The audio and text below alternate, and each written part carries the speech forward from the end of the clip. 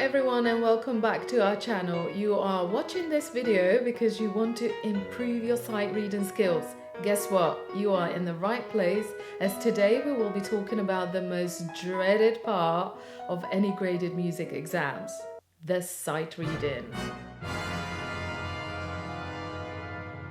There are a few reasons why you might be struggling with your sight reading, and one of them is because you do not know which strategies to use in order to improve your reading skills. The second reason is because you simply do not practice it enough. So before you click away, let's get straight into it. In order to feel confident whilst playing any piece of music for the first time, it is crucial to analyze and observe some important elements.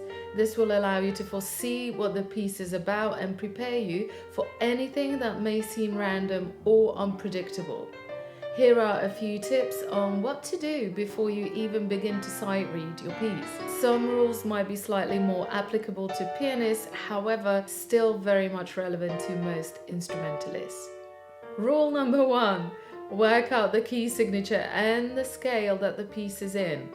The number one thing we encourage our students to identify and analyze is the scale the piece is written in. We do that by looking at the key signature of the piece first, which tells us how many sharps or flats the piece contains, if any. Knowing what scale is being used in our pieces is a key component to understanding the building blocks of a particular piece of music.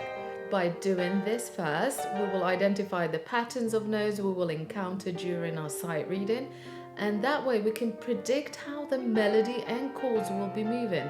That is such a powerful skill to have. Let's have a look at our next piece so we can analyze the key signature as well as the scale that this piece is written in.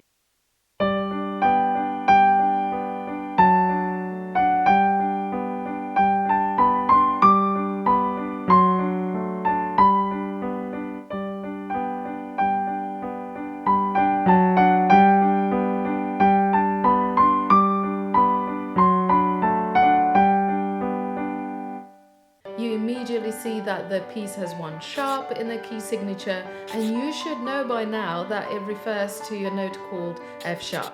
Knowing this information tells us that we are either in the key of G major or E minor.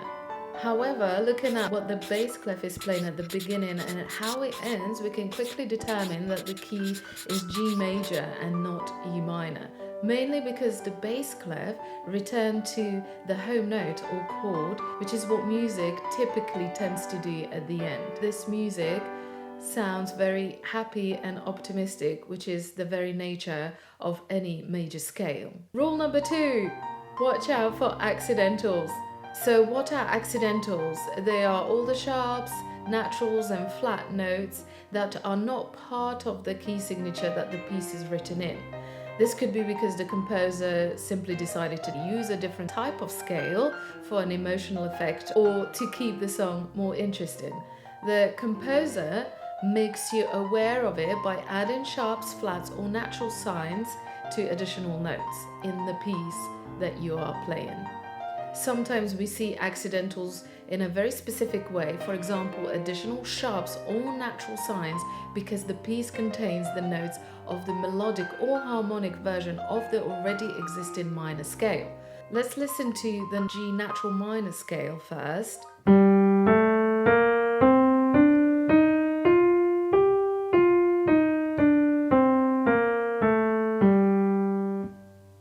And as you probably know, G minor scale contains 2 flats, B flat and E flat.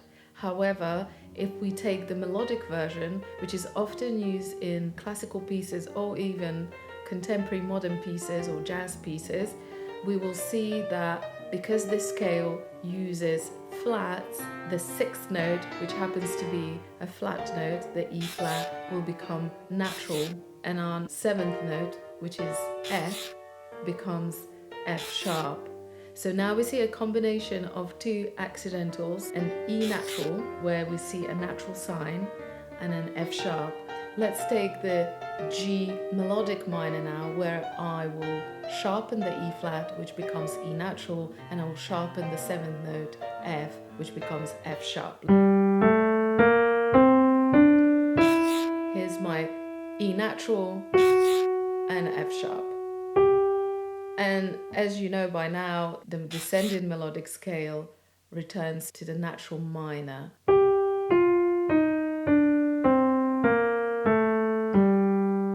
So just to recap, most of the time, additional flats or sharps in a piece of music relate to notes that are not part of the key signature, or because the composer decided to use a variant of a minor scale. The next piece will be using the G natural minor scale.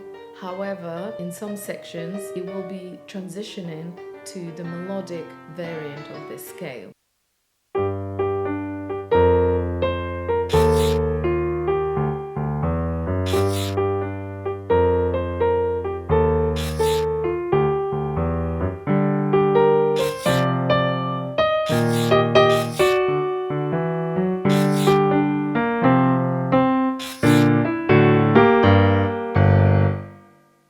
Hope you were able to spot all the accidentals and that it will be easier for you to work it out yourself next time you sight read. Rule number 3, recurring rhythmic patterns. Rhythm can be one of the most difficult components to work out. Most students tend to read the notes fairly accurately. However, the majority of students play most notes without obeying the time values. That means that most of the notes will sound like crotchets or minims, as their brain is preoccupied with identifying the letter names or the pitches of the notes that they read in.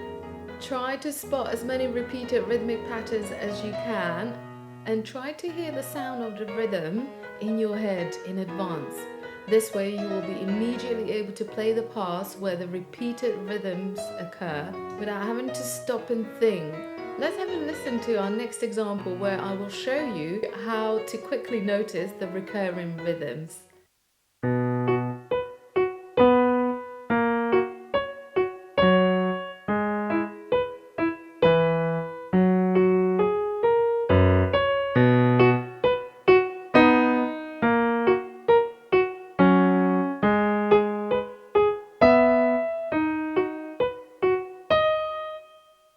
So here you see that the piece is written in a 3/4 time signature, and the treble clef contains a very specific rhythm repeated 3 times at the beginning.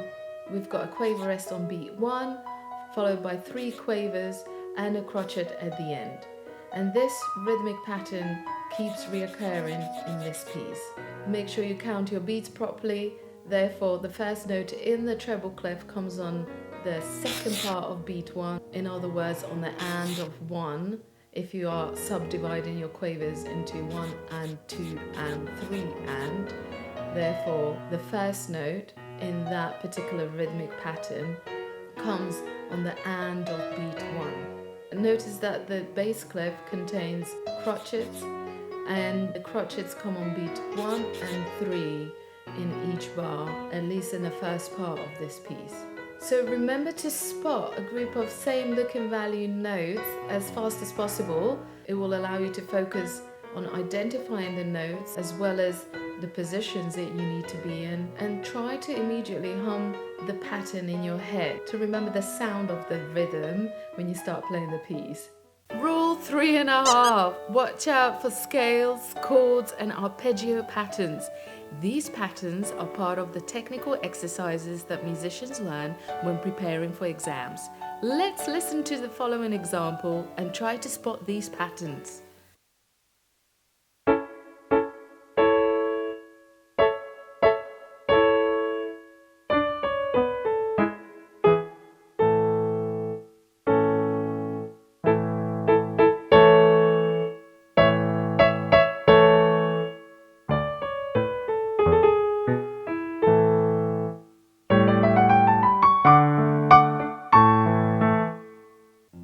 Number 4, the clefs and octave positions. What do I mean by that? One of the most common mistakes we see, mostly amongst pianists, is that they tend to get confused about where to place their hands and fingers when they begin to play any piece of music. They often start in the wrong octave, which puts them in a position where they misread an entire section of their sight reading piece. That's a disaster. This, however, can be avoided quite easily. Simply recall the position of your middle C in any clef, whether you're in treble, bass, tenor or alto clef, or simply when you just do in music theory. That way you will always be sure how far a specific note is from your middle C. Let's have a quick look at the following piece and try to figure out the position of the first note in both clefs if you're a pianist.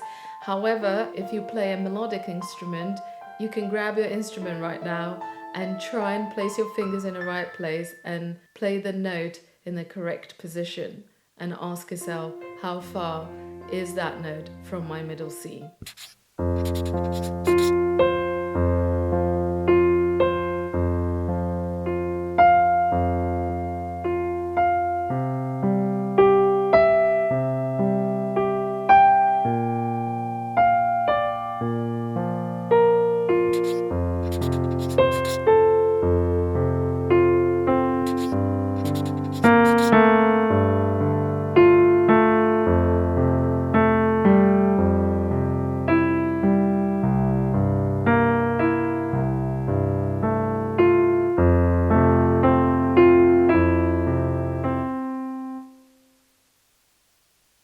So in this piece you can see that both clefs start on the note F, but here you should be asking yourself how many Fs below middle C the bass clef should be starting on, and how many Fs above middle C the treble clef note should be starting on. You can also apply this technique when you start to move around the piece and the notes are much higher or much lower from where you initially began. We often use this tip during our music theory classes, as most students forget to recall this crucial step when they work on transposition questions, for example, when they're asked to move a melodic pattern from one scale to the next or from one clef to the next. Rule number 5, use the provided fingerings. Many students ignore fingerings during sight reading. It is so much to take care of while sight reading, and therefore their brain is just not able to take on that extra challenge. Using the suggested fingerings removes an extra layer of confusion because it can be very demanding and almost impossible to think of the best finger pattern while sight reading. So stick to the recommended fingering.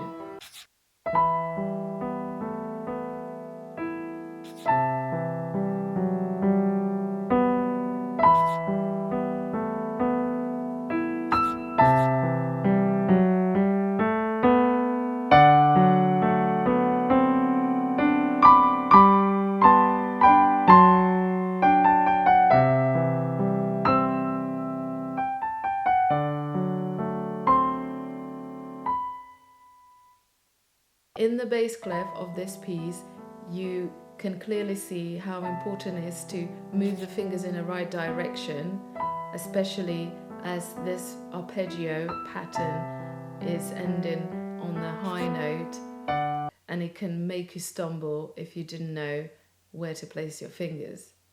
Rule number 6, watch out for special instructions. What do we mean by special instructions? Part of your special instructions can be, for example, when the composer wants your quavers to be swung, and this will be indicated right at the beginning of the piece where you see a triplet sign or simply an instruction saying swing style.